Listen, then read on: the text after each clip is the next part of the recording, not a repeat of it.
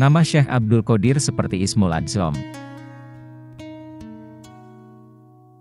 Di dalam kitab Haqaiqul Haqaiq diriwayatkan, ada seorang perempuan datang menghadap Syekh Abdul Qodir mengadukan hal anaknya. Saya hanya mempunyai seorang anak, kini ia hilang tenggelam ke dasar laut. Saya percaya dengan penuh keyakinan bahwa Syekh bisa mengembalikan lagi anak saya dan menghidupkan kembali, hidup seperti sedia kala. Untuk hal ini saya mohon pertolongannya. Mendengar keluhan dan permohonan perempuan itu, Syekh berkata, "Sekarang juga pulanglah dan anakmu sekarang sudah berada di rumahmu." Perempuan itu pulang dengan tergesa-gesa. Setibanya di rumah, anaknya itu tidak ada. Sementara itu segera ia menghadap lagi kepada Syekh sambil menangis melapor bahwa anaknya itu tidak ada di rumahnya. Syekh berkata, "Sekarang anakmu sudah berada di rumahmu, sebaiknya kamu segera pulang." Perasaan rindu pada anaknya menggebu-gebu, namun setibanya di rumah, anaknya belum juga ada. Dengan penuh keyakinan ia tidak merasa putus asa datang lagi menghadap Syekh sambil menangis menjerit-jerit, mohon supaya anaknya itu hidup lagi. Sejenak kemudian Syekh menundukkan kepalanya dan tegak kembali sambil berkata, "Sekarang tidak salah lagi, pasti anakmu saat ini juga sudah berada di rumah." Dengan penuh harap ia pulang menuju rumahnya, dan setibanya di rumah ternyata anaknya dengan selamat hidup kembali berkat karomah Syekh Abdul Qodir. Menghadapi peristiwa ini, Syekh Abdul Qodir bermunajat mengadukan halnya kepada Tuhan Yang Maha Kuasa sambil menumpahkan isi hatinya. "Ya Allah, saya merasa malu oleh seorang perempuan sampai 3 kali ia mengadukan hal anaknya. Apa latar belakangnya, dan apa pula hikmah dari segala rahasia keterlambatan ini?" Allah menjawab, "Semua ucapan dan janjimu kepada perempuan itu, kesemuanya itu benar tidak salah. Dan untuk diketahui pada waktu pertama kamu mengatakan pada perempuan itu bahwa anaknya sudah berada di rumah, waktu itu malaikat baru mengumpulkan tulang belulangnya yang berserakan, dan untuk perkataan dan janjimu yang kedua kalinya, juga tidak salah, karena waktu itu seluruh anggota tubuhnya baru utuh kembali dan dihidupkan. Dan ketiga kalinya pada waktu perempuan itu tiba di rumahnya, si anak itu baru diangkat dari dasar laut dan dikembalikan ke rumahnya." Kemudian Syekh mengadu lagi pada Tuhan, "Ya Allah, Engkau menciptakan makhluk penghuni dunia yang berlimpah ruah banyaknya dan beraneka ragam jenisnya, hal itu sangat mudah bagimu, hanya sekilas lintas dan sepatah kata saja sudah terwujud, demikian pula halnya pada waktu mengumpulkan makhlukmu di padang mahsyar hanya dalam tempo yang singkat sudah berkumpul. Dibandingkan dengan hanya seorang anak yang saya mohonkan sampai ia terlambat dan cukup makan waktu yang lama, apa pula hikmahnya ya Allah?" Ketika itu Allah bersabda, "Wahai Abdul Qodir, kamu jangan merasa sakit hati, sekarang kamu silakan minta pasti kuberi." Dengan spontan Syekh merebahkan kepalanya bersujud syukur sambil berkata, "Engkau Kholik pencipta semua makhluk, dan saya makhluk yang diciptakan olehmu, semuanya juga pemberianmu, rasa syukur yang tiada terhingga saya ucapkan atas segala anugerahmu yang kuterima." Lalu Allah memberi hadiah kehormatan kepada Syekh dan bersabda, "Barang siapa melihatmu pada hari Jumat, ia akan kujadikan wali, dan kalau kamu melihat ke tanah tentu akan jadi emas." Syekh berkata lagi, "Ya Allah, semua anugerah pemberianmu itu rasanya kurang bermanfaat bagiku, saya mohon karuniamu yang lebih bermanfaat dan lebih mulia setelah saya meninggal dunia." Allah bersabda, "Namamu dibuat seperti namaku pada imbalan pahalanya. Barang siapa yang menyebut namamu, pahalanya sama dengan orang yang menyebut namaku."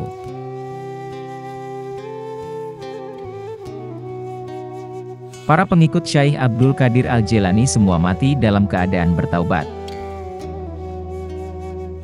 Dalam riwayat lain, Syekh Abdul Qadir Al-Jilani mengatakan, "Tidak ada seorang pun pengikutku yang mati sebelum bertaubat. Mereka mati sebagai hamba yang beriman kepada Allah. Setiap satu orang pengikutku yang saleh akan menyelamatkan 7 orang saudaranya yang berdosa di api neraka. Seandainya ada aib salah seorang pengikutku yang berada di bagian paling barat dunia, yang akan disingkapkan secara semena-mena, maka kami, meski berada di bagian paling timur dunia, akan menutupinya sebelum diketahui siapapun. Aku dikarunia kitab. Tidak semua orang dapat melihatnya. Dalam kitab itu tercantum nama para pengikutku hingga hari kiamat. Dengan rahmat Allah akan kami selamatkan mereka. Beruntunglah orang yang pernah bertemu denganku. Aku prihatin kepada orang-orang yang tidak akan bertemu denganku. Semua orang yang dekat dengan beliau selalu merasakan ketenangan dan kebahagiaan. Seseorang pernah bertanya kepada beliau, "Kami tahu keadaan para pengikutmu yang saleh dan apa yang telah disediakan bagi mereka di hari kiamat. Namun bagaimana dengan pengikutmu yang berbuat maksiat?" Syekh Abdul Qadir Al-Jailani menjawab, "Para pengikutku yang saleh setia kepadaku. Dan aku setia untuk menyelamatkan mereka yang berbuat maksiat." Seorang wanita muda pengikut Syekh Abdul Qadir Al-Jailani tinggal di Ceylon. Suatu hari ketika melintas di tempat yang sepi, seorang laki-laki mencegat dan bermaksud memperkosanya. Dalam keadaan tak berdaya, wanita muda berteriak, "Wahai Syekh Abdul Qadir Al-Jailani, guruku, tolonglah aku." Ketika itu di Baghdad, Syekh Abdul Qadir Al-Jailani sedang berwudu. Orang-orang melihat beliau menghentikan wudunya dan dengan marah beliau pun mencopot sandalnya lalu melemparkannya ke udara. Mereka tak melihat jatuhnya sandal itu. Ternyata sandal itu mengenai kepala si lelaki yang tengah menganiaya gadis itu dan menewaskannya. Konon sandal itu kini masih ada di sana dan dijaga sebagai benda suci.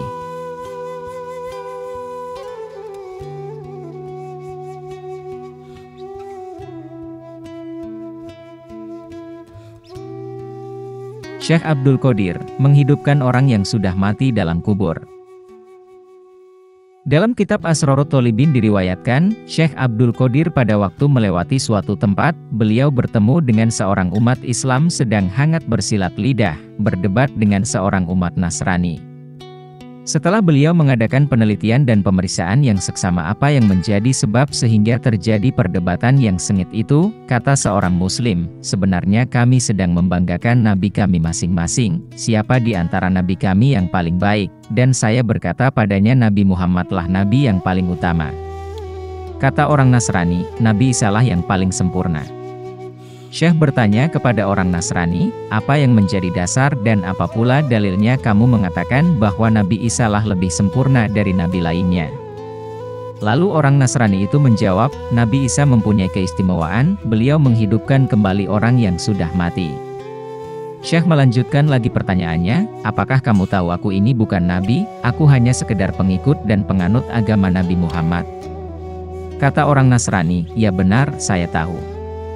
Lebih jauh Syekh berkata lagi, "Kalau kiranya aku bisa menghidupkan kembali orang yang sudah mati, apakah kamu bersedia untuk percaya dan beriman kepada agama Nabi Muhammad?" "Baik, saya mau beriman kepada agama Islam," jawab orang Nasrani itu. "Kalau begitu, mari kita mencari kuburan." Setelah mereka menemukan sebuah kuburan dan kebetulan kuburan itu sudah tua, sudah berusia 500 tahun, lalu Syekh mengulangi lagi pertanyaannya, "Nabi Isa kalau akan menghidupkan orang yang sudah mati bagaimana caranya?" Orang Nasrani menjawab, "Beliau cukup mengucapkan kum biiznillah, bangun kamu dengan izin Allah." "Nah sekarang kamu perhatikan dan dengarkan baik-baik," kata Syekh. Lalu beliau menghadap pada kuburan tadi sambil mengucapkan, "Kum biizni, bangun kamu dengan izinku." Mendengar ucapan itu orang Nasrani tercengang keheranan, belum habis herannya, kuburan terbelah dua, keluar mayat dari dalamnya. Mayat itu keluar sambil bernyanyi. Konon pada waktu hidupnya mayat itu seorang penyanyi. Menyaksikan peristiwa aneh tersebut, ketika itu juga, orang Nasrani berubah keyakinannya dan beriman masuk agama Islam.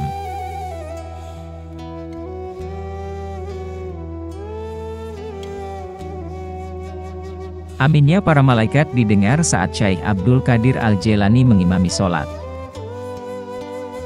Sal bin Abdullah et-Tustari meriwayatkan bahwa, pada suatu hari, para pengikut Syekh Abdul Qadir Al-Jailani di Baghdad, mencari-cari guru mereka. Kemana-mana mereka mencari, namun tak juga diketemukan. Ketika seseorang mengatakan bahwa Syekh Abdul Qadir Al-Jailani berjalan ke arah sungai Tigris, mereka bergegas ke sana. Setibanya di sana, mereka melihat Syekh Abdul Qadir Al-Jailani berjalan di permukaan sungai. Mereka melihat semua ikan muncul di permukaan dan menyelami Syekh Abdul Qadir Al-Jailani. Peristiwa ini terjadi pada waktu zuhur. Mereka melihat permadani luas terhampar di atas kepala mereka, dan menutupi angkasa.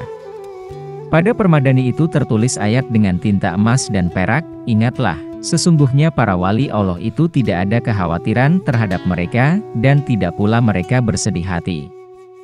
Quran Surat Yunus ayat 62. Para malaikat berkata, apakah kamu merasa heran tentang ketetapan Allah?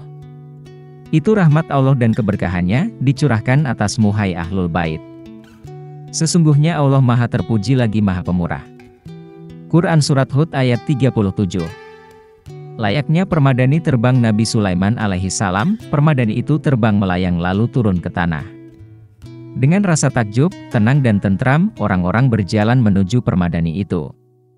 Syekh Abdul Qadir Al-Jilani yang tampak megah dengan pakaian yang indah juga melangkah ke arah permadani, lalu menjadi imam sholat. Ketika Syekh Abdul Qadir Al-Jilani mengangkat tangannya dan mengucapkan, Allahu Akbar, seluruh angkasa menggemakan kalimat yang sama. Ketika beliau sholat, para malaikat 7 lapis langit secara tertib mengikuti beliau. Ketika beliau mengucapkan, Alhamdulillah, sinar kehijauan memancar dari mulut beliau dan menyebar ke seluruh angkasa. Di akhir sholat, seraya menengadahkan tangan beliau berdoa, Ya Allah, demi leluhurku dan kekasihmu Muhammad Shallallahu Alaihi Wasallam, dan demi para hambamu yang bertakwa dan mencintaimu, jangan cabut nyawa para pengikutku kecuali jika dosa-dosa mereka telah diampuni dan iman mereka telah disempurnakan. Semua hadirin mendengar para malaikat bersamaan berucap, Amin. Mereka mengikuti aminnya para malaikat. Lalu mereka semua mendengar suara dari dalam diri mereka sendiri, bergembiralah. Aku telah mengabulkan doamu. Rasulullah Shallallahu Alaihi Wasallam bersabda, Syekh yang sempurna laksana Nabi bagi para pengikutnya. Dan sesungguhnya Syekh Abdul Qadir Al-Jilani termasuk di antara syekh yang sempurna yang telah membukakan pintu kebahagiaan dunia ini untuk para pengikutnya dan pintu surga di akhirat kelak. Syekh Abdul Qadir Al-Jilani telah berhasil menaklukkan nafsunya dan telah berhasil menjadi manusia sempurna berkat ilham dan perintah Nabi Shallallahu Alaihi Wasallam. Beliau menjadi guru yang punya hubungan kuat dengan manusia dan niat kuat meneladani Nabi Muhammad Shallallahu Alaihi Wasallam.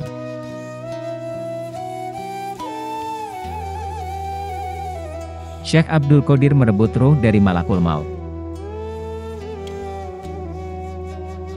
Abu Abbas Ahmad Rifai meriwayatkan, ada seorang pelayan Syekh Abdul Qadir meninggal dunia, kemudian istrinya datang menghadap beliau, mengadukan halnya sambil menangis.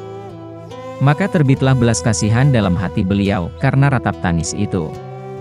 Lalu pada sore harinya, terbanglah beliau ke angkasa mengejar malaikat maut, yang sedang ke langit membawa keranjang maknawi penuh berisi ruh-ruh manusia, dan baru selesai tugasnya mencabut nyawa orang pada hari itu. Kemudian beliau meminta kepada malaikat maut, supaya menyerahkan kepada beliau nyawa muridnya, atau mengembalikan nyawa tersebut pada badannya semula. Permintaan itu ditolak oleh malaikat maut.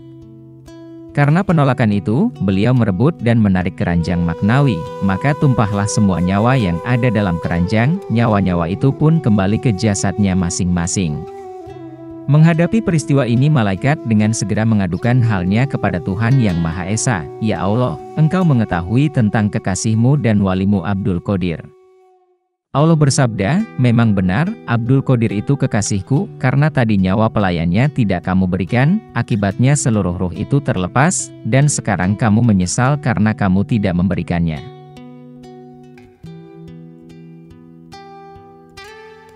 Ketika 4 istri Syekh Abdul Qadir Al-Jilani mengadu.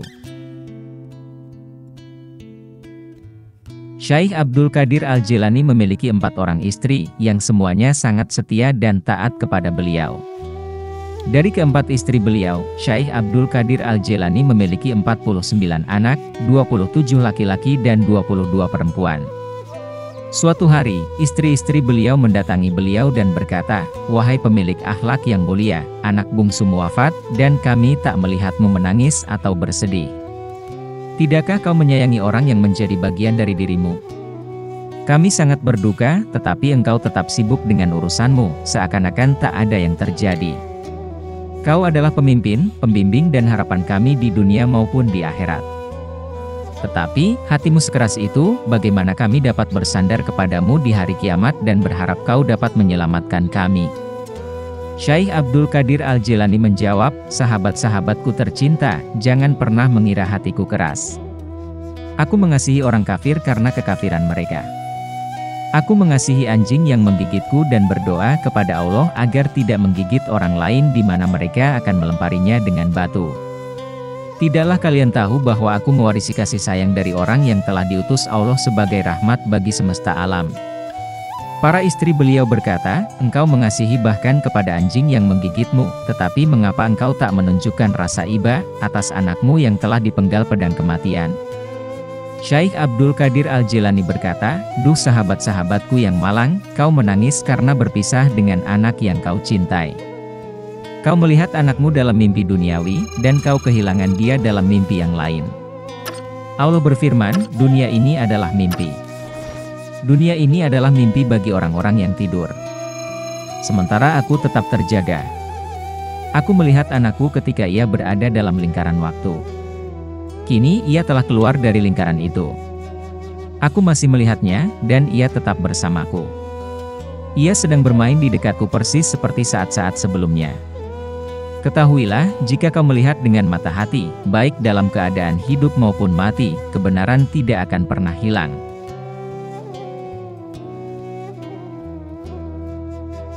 Berkat karomah Syekh Abdul Qadir, bayi perempuan menjadi bayi laki-laki. Syekh Hawat Al-Qadiri meriwayatkan, ada seorang laki-laki datang menghadap Syekh Abdul Qadir, dengan permohonan ingin memperoleh anak laki-laki, karena Syekh tempat berlindungnya orang banyak, dan doanya selalu diterima Allah Subhanahu wa Ta'ala. Kata Syekh, permohonanmu itu wajar-wajar saja, nanti juga kamu akan memperoleh anak laki-laki. Mendengar pernyataan yang menggembirakan itu, setiap hari ia selalu hadir di Madrasah Majelis Talim Syekh Abdul Qadir. Beberapa hari kemudian, istrinya melahirkan anak bayi perempuan, lalu dengan segera, ia membawa bayi itu menghadap Syekh, sambil menyerahkan bayinya, ia berkata diiringi keluhan, dari dahulu, saya selalu mengharap ingin memperoleh anak lelaki, namun kenyataannya kini bayi perempuan, bukan bayi laki-laki. Kata Syekh, segera balut burit bayimu itu dan bawa pulang, nanti juga kamu akan memperoleh bayi laki-laki. Kemudian dibalutnya bayi itu dengan pemburitan lalu diemban dibawa pulang. Setibanya di rumah lalu dibuka pembebat bayinya, dan dengan diliputi rasa bahagia si mungil bayi itu menjadi bayi laki-laki berkat karomah Syekh Abdul Qadir dan seizin Allah yang Maha Kuasa.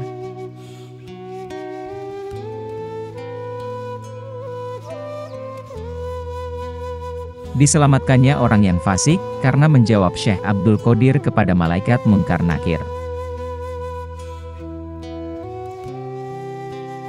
Diriwayatkan, Syekh Abdul Qadir mempunyai murid yang bodoh dan buta agama, namun ia menaruh cinta, rindu, kepada gurunya yaitu Syekh Abdul Qadir. Pada waktu ia mati, ditanya di alam kubur oleh malaikat Munkar Nakir. Apa agamamu, siapa Tuhanmu, dan siapa nabimu?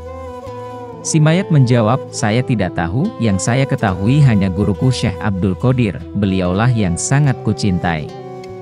Mayat itu selalu memanggil-manggil Syekh Abdul Qadir, sehingga malaikat Munkar Nakir merasa bingung menghadapi kejadian ini, lalu, hal ini diajukan kepada Allah Subhanahu wa Ta'ala, ya Allah, Engkau Maha mengetahui tentang jawaban mayat hambamu ini, untuk hal itu saya serahkan kepadamu. Allah bersabda, beri siksaan dia sebagaimana mestinya. Pada waktu malaikat Munkar Nakir akan melaksanakan siksaan, sebagaimana perintah Allah Subhanahu wa Ta'ala, tiba-tiba Syekh Abdul Qadir muncul sambil berkata, wahai malaikat Munkar Nakir, mayat muridku jangan disiksa, karena dia waktu hidupnya termasuk orang yang bodoh, dan tidak tahu tentang agama, yang dia ketahui hanyalah aku ini. Lalu Syekh melanjutkan pembicaraannya. Akulah yang akan memberi jawaban terhadap segala pertanyaan yang kalian akan tanyakan, nah sekarang mau menanyakan masalah apa? Untuk kedua kalinya kejadian ini malaikat Munkar Nakir bertambah bingung dan dengan segera dilaporkan kepada Allah Subhanahu wa Ta'ala. Allah bersabda sebagaimana tadi. Siksa dia sebagaimana mestinya. Setelah malaikat itu menerima perintah dari Allah, lalu diambilnya godam, ketika mayat akan disiksa, tiba-tiba Syekh menghadang dan menggagalkan serta merebut godam dari tangan malaikat Munkar Nakir lalu dilemparkan. Tuan Syekh berkata, semuanya minggir. Demi panasnya kecintaanku yang membara dalam batinku kepada Allah, siapapun juga tidak ada yang menandingiku. Ingat, kalau mayat muridku disiksa, surga dan neraka semuanya akan kubakar. Artinya dalam surga tidak akan ada senang dan di neraka tidak akan ada susah. Ketika itu datang sabda Allah. Sekarang ku ampuni dosa mayat orang itu, jangan kamu siksa, disebabkan karena kekasihku Abdul Qadir. Aku menanggung rindu padanya, dan lebarkan pula kubur mayat orang itu.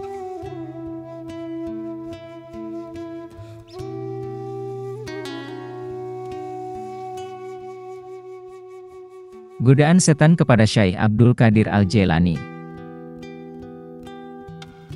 Dikisahkan bahwa pada suatu hari, Syekh Abdul Qadir Al-Jailani dan para pengikut beliau berjalan kaki di padang pasir, dan saat itu padang pasir benar-benar panas.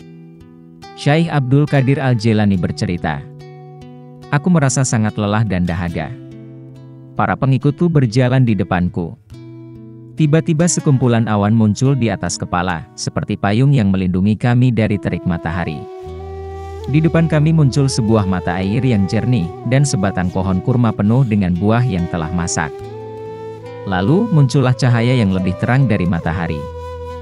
Dari arah sinar itu terdengar suara, 'Hai umat Abdul Qadir, akulah Tuhan. Makan dan minumlah, sebab telah kuhalalkan untukmu apa yang kuharamkan atas orang lain.' Para pengikutku yang berada di depanku, berlarian menuju mata air dan pohon kurma itu. Aku berteriak menghentikan mereka. Kutantang sinar itu seraya berteriak, aku berlindung kepada Allah dari setan yang terkutuk. Seketika, awan, cahaya, mata air dan pohon kurma itu lenyap. Setan itu berdiri di depan kami dengan rupa yang sangat buruk. Ia bertanya, 'Bagaimana kau mengenaliku?'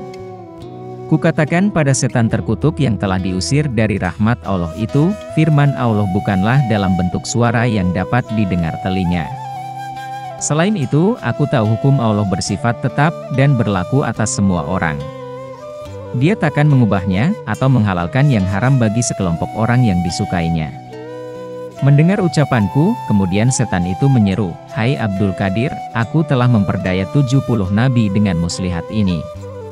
Sungguh ilmu dan kebijaksanaanmu lebih tinggi daripada nabi." Kemudian setan itu menunjuk ke arah pengikutku dan berkata, "Hanya sebanyak inikah pengikutmu? Seharusnya seluruh dunia menjadi pengikutmu karena kau laksana nabi." Dengan ucapan seperti itu, setan berharap agar Tuan Syekh menjadi angkuh, karena pada dasarnya nabi lebih tinggi derajatnya daripada wali.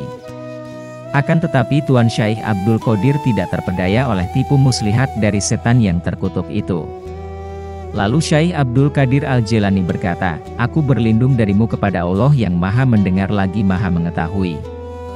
Bukan ilmu atau kebijaksanaanku yang dapat menyelamatkanku darimu, melainkan kasih sayang Allah."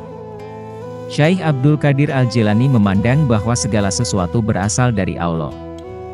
Beliau melakukan segala sesuatu hanya karena Allah, dan tidak menisbatkan sesuatu pun pada makhluk, termasuk kepada beliau sendiri. Beliau selalu mengerjakan apa yang beliau katakan. Beliau anggap sama, baik pujian atau cercaan, manfaat atau mudorot.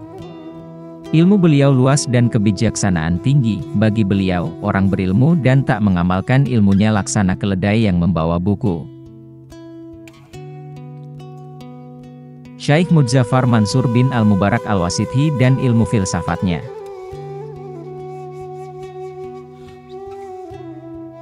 Salah seorang syekh yang sezaman dengan beliau, yaitu Syekh Muzaffar Mansur bin Al-Mubarak Al-Wasidhi, meriwayatkan, "Aku mengunjungi Syekh Abdul Qadir Al-Jailani bersama beberapa muridku. Aku membawa sebuah buku filsafat. Beliau menyalami dan memandang kami, lalu berkata kepadaku, 'Betapa kotor dan buruknya sahabat yang kau genggam itu. Pergi dan cucilah tanganmu.' Aku terkejut mendengar ucapan marah Syekh Abdul Qadir Al-Jailani. Tak mungkin beliau mengetahui isi buku yang memang kusukai dan nyaris kuhafal itu. Terlintas pikiran untuk berdiri dan menyembunyikan buku itu di suatu tempat untuk diambil kembali saat pulang. Baru saja aku hendak bangkit, Syekh Abdul Qadir Al-Jailani menatapku tajam, dan aku tak dapat berdiri. Beliau memintaku menyerahkan buku itu. Sebelum kuberikan, aku membukanya untuk terakhir kali. Namun, tak ada satupun huruf yang kulihat. Semuanya kosong. Putih. Semua yang tertulis di sana telah hilang. Setelah menerima buku itu, beliau amati apa yang ada di dalamnya, lalu menyerahkannya kembali kepadaku seraya berkata, "Inilah keutamaan Al-Quran yang ditulis oleh Daris." Kuterima dan kubuka buku itu. Ternyata, buku filsafat itu telah diubah menjadi Fadhail Al-Quran karya Ibnu Daris, dengan tulisan yang sangat indah. Kemudian beliau berkata, "Maukah kau bertaubat dengan lisan dan hatimu?" "Ya," jawabku. "Berdirilah." Ketika aku bangkit, kurasakan semua ilmu filsafatku luruh dari pikiranku, dan jatuh ke tanah. Tak satu pun kata mengenainya yang tersisa dalam pikiranku.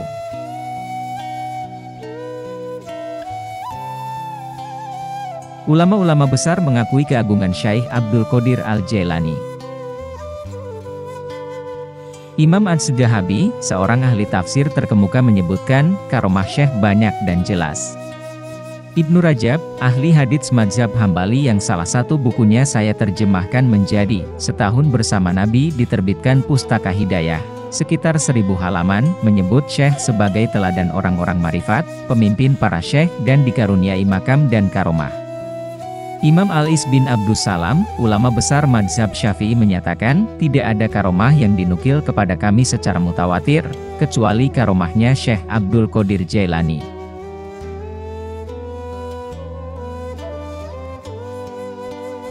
"360 wali Allah menyatakan bahwa Syekh Abdul Qadir adalah pemimpin kami." Umar Al-Halawi, salah seorang murid Syekh Abdul Qadir Al-Jailani, berkelana bertahun-tahun. Ketika pulang, ia ditanya oleh Syekh Hamad Dabbas, guru Syekh Abdul Qadir, "Kemana saja selama ini kalian berkelana?" Umar menjawab, "Aku mengelilingi Mesir, hingga Maghrib, dan aku berjumpa dengan 360 wali Allah." Mereka semua berkata, "Syekh Abdul Qadir Jailani adalah Syekh kami, pemimpin kami, dan merupakan pembimbing teladan kami menuju Allah Subhanahu wa Ta'ala."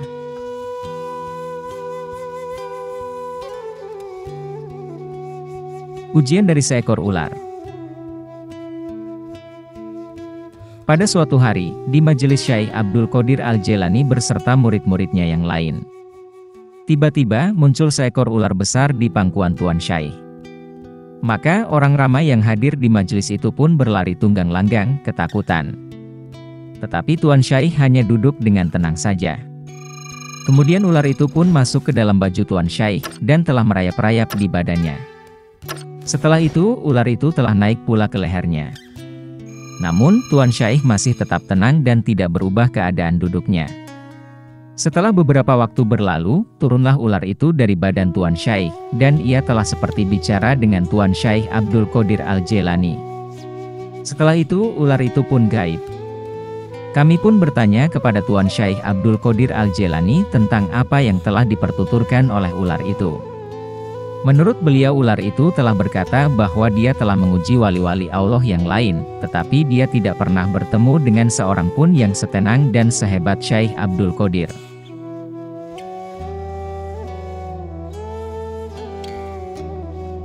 Menghilang di balik matahari.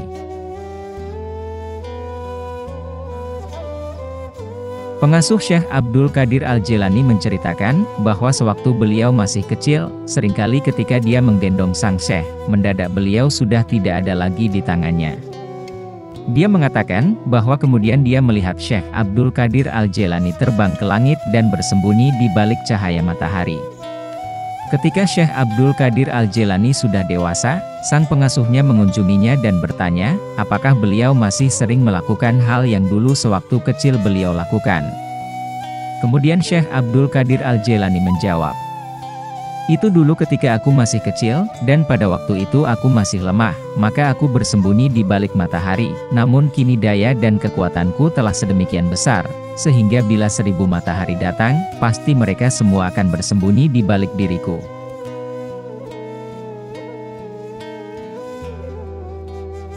Syekh Abdul Qadir Al-Jailani menembus jarak. Diriwayatkan dari Syekh Umar, beliau berkata, "Aku suatu kali mendengar tuan kami, Syekh Abdul Qadir Al-Jailani bercerita. Keadaan ruhani, ahwal, pernah datang kepadaku tanpa terduga sama sekali. Pada awal masa-masa aku melakukan pengembaraan, dan berada di padang tandus di wilayah Baghdad, aku berlari melewati jarak kira-kira 1 jam perjalanan, dan aku benar-benar tidak sadar bahwa aku sedang berlari. Saat aku kembali dalam kesadaranku yang normal, aku mendapati diriku sampai di kawasan Shastar. di mana jarak tersebut dengan Baghdad kira-kira sekitar 12 hari perjalanan. Ketika sampai di sana, aku berdiri dan melihat-lihat sekeliling, lalu seorang wanita datang kepadaku sambil berkata, "Apakah yang kamu alami itu membuatmu terkejut dan heran, padahal kamu tidak lain adalah Abdul Qadir Al-Jailani?" Tersingkapnya alam gaib, dan mendengar tasbih malaikat, berkat Syekh Abdul Qadir Al-Jailani. Syekh Idris Al-Yaqubi bercerita, pada suatu ketika, gurunya Syekh Ali bin Hiti menggandeng tangannya, dan pergi menemui Syekh Abdul Qadir Al-Jailani. Kejadian tersebut terjadi pada tahun 550 Hijriah. Sesampainya di hadapan sang Syekh, beliau berkata, "Ini muridku." Kemudian Syekh Abdul Qadir membuka baju yang dipakainya, ketika itu, dan memakaikannya kepadaku seraya berkata, "Ali, sekarang engkau telah memakai pakaian keselamatan." Sejak saat itu, sampai 65 tahun, aku memakainya tak pernah sekalipun aku menderita sakit. Aku juga pernah menjumpai beliau pada tahun 560 Hijriah, sambung Syekh Idris, saat beliau menundukkan kepalanya, aku melihat cahaya memancar dari beliau, dan pada saat itu, aku dapat melihat kondisi para penghuni kubur, para malaikat, dan tingkatan-tingkatannya. Aku dapat mendengarkan tasbih yang mereka lantunkan dalam berbagai bahasa, dan aku dapat membaca apa yang terlihat di dahi setiap orang. Kemudian tersingkaplah atasku berbagai perkara luar biasa. Syekh Abdul Qadir berkata kepadaku, "Ambil itu semua, jangan takut." Aku berkata kepada beliau, "Tuanku, aku takut menjadi gila karenanya." Beliau lalu menepuk dadaku, dan saat itu aku merasakan sejenis besi telah berada di dadaku. Sejak saat itu aku tidak lagi syok apabila melihat pemandangan seperti itu. Sampai saat ini aku masih melihat dan mendengarkan tasbih mereka.